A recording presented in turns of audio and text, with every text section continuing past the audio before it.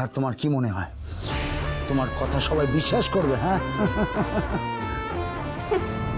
আপনি ভাবলেন কি করে উকিল হয়ে আমি এতটা কাঁচা কাজ করব? আপনার কুকীর্তি এক্সপোজ করার জন্য আমার মুখের কথা যে যথেষ্ট নয় সেটা আমি আগে থেকেই জানতাম। তাই নিজের কাছে আমি প্রমাণও রেখেছি। আজকে সমস্ত কিছুর ভিডিও রেকর্ডিং আছে আমার কাছে, যেটা আপনার আসল চেহারাটা সবার সামনে আনার জন্য যথেষ্ট। রণজয় ঘোষাল, আপনি যে রেশমিকে ঠকাচ্ছেন, ওর ভালোবাসার অ্যাডভান্টেজ নিচ্ছেন, সেটা আমি রেশমিকে প্রমাণ সহই বোঝাবো।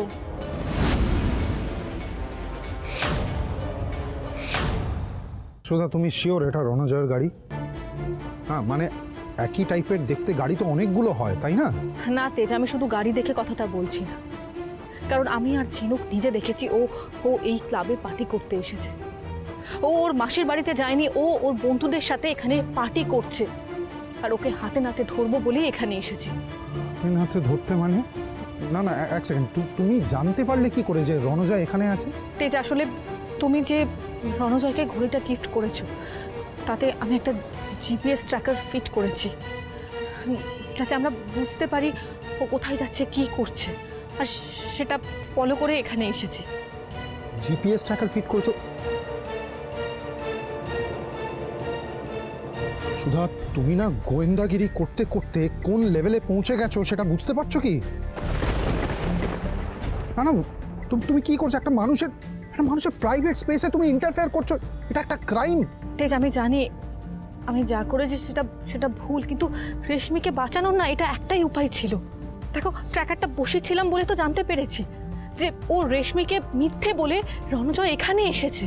দেখো, রেশমি কিন্তু জানে রণজয় মাসির বাড়িতে বসে এখন আই বুড়ো ভাত খাচ্ছে, কিন্তু না, ও রেশমিকে মিথ্যে কথা বলেছে। ও নিজের বন্ধুদের সাথে এখানে পার্টি করছে, ও নেশা করছে। তেজ, আরে বাবা সুধা, এটা হয়তো একটু নর্মাল ব্যাপার। তো এটা একটা ছেলে বিদেশ থেকে এসছে, সে একটু বন্ধু বান্ধবের সাথে পার্টি করবে, আনন্দ করবে, এটা তো হতেই পারে।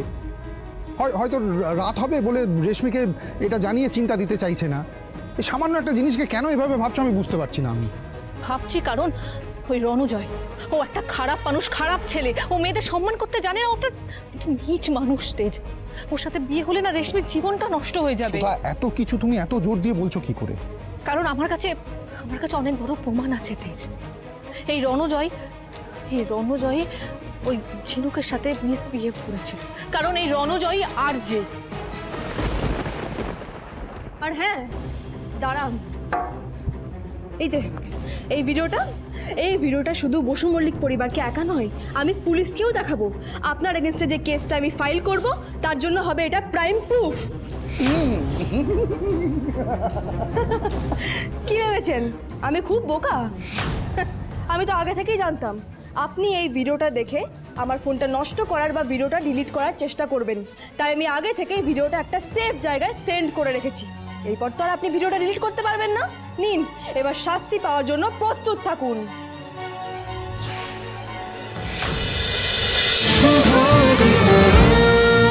শুভ বিবাহ সোম থেকে রবি প্রতিদিন রাত 10:30টায় স্টার জলসায় ও জিও হটস্টারে।